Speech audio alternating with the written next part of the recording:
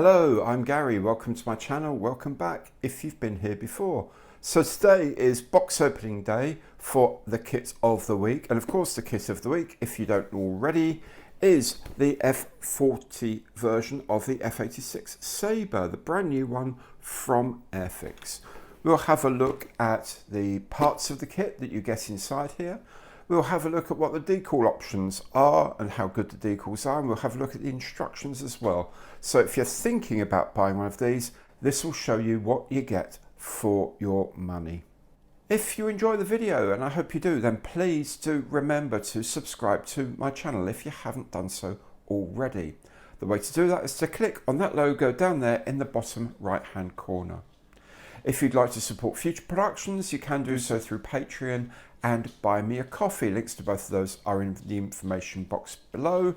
There's also a link to the Airfix website, and if you click on that, buy anything at all, then Airfix at no extra cost to you will donate some money to this channel. Of course, if you're a member of the Airfix Club, you get a 10% online discount as well. So, enough of that, let's have a look at the history of the kit and what you get inside the box.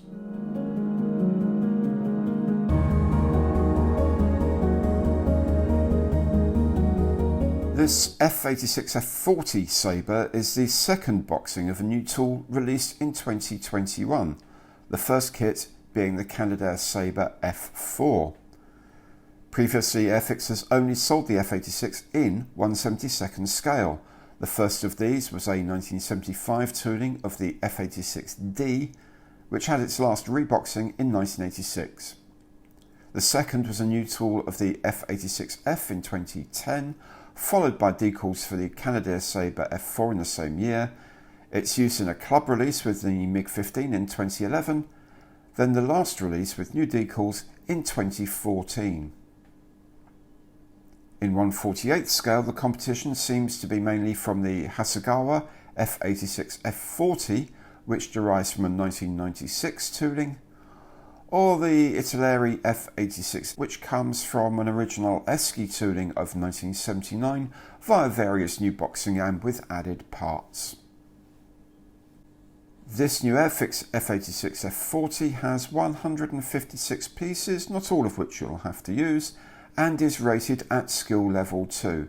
It would be useful if you've made a couple of kits before attempting this, mainly because of its scale. The box comes with a token for 3 flying hours. You can collect these as a member of the Airfix Club towards a new kit in the future, or you can donate them to Models for Heroes. A link to this excellent charity is in the information box below.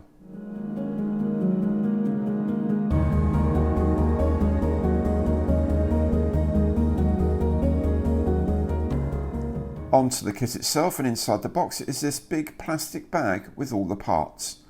There are 4 sprues of grey plastic and 1 of transparent. This first sprue holds the fuselage halves and the wing lower skin, as well as various fuel tanks. The second sprue has the upper wing skin, slats, elevators and instrument panels. On this third sprue are things like the engine inlets and exhaust, the cockpit hub, and interior structures like the undercarriage bays, and on this last sprue are the seat options and pilot, guns and undercarriage components. The clear sprue has the windscreen and hood, plus some options for the landing lights and navigation lights. Looking more closely at the plastic, there's just a hint of lack of crispness in the mouldings compared with those I've seen on other Airfix kits recently.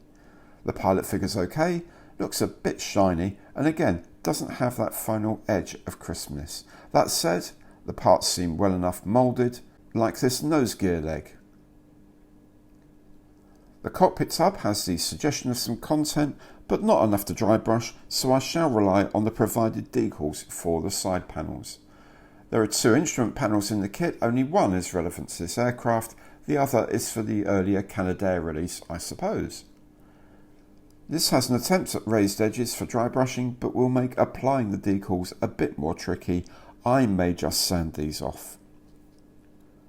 On the body, the panel lines are wide and deep enough for panel washing later, but again seem to lack that final look of crispness.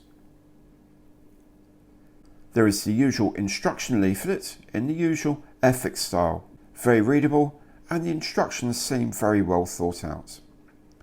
There is a suggested space for the nose ballast, 10 grams is needed, and there are pieces of the wing root that need to be removed if you're having the gun base open, which I shall be. There's an interesting piece of modelling here where the landing lights are separate, and there is a different piece if you have them stowed with the gear retracted.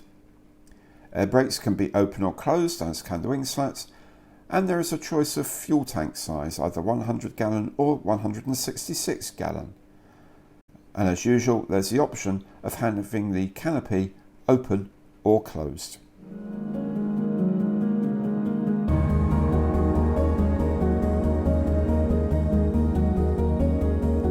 There are two high quality printed sheets supplied. The first shows the locations of the common decals, all 120 of them.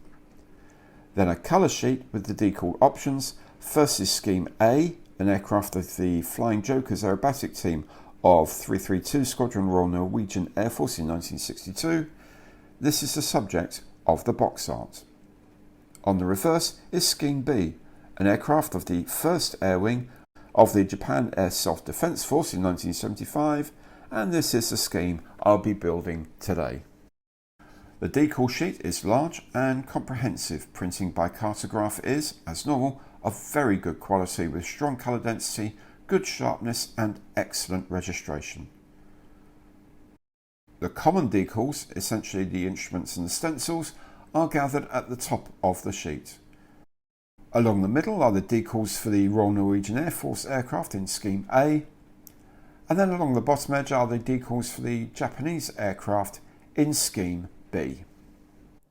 There we have it, the new F-86F-40 version of the Sabre in 1/48 scale from Airfix. I think it looks a really interesting kit. There's so many options. Only 2 options for decals, but goodness me, what a lot of other options there are as well.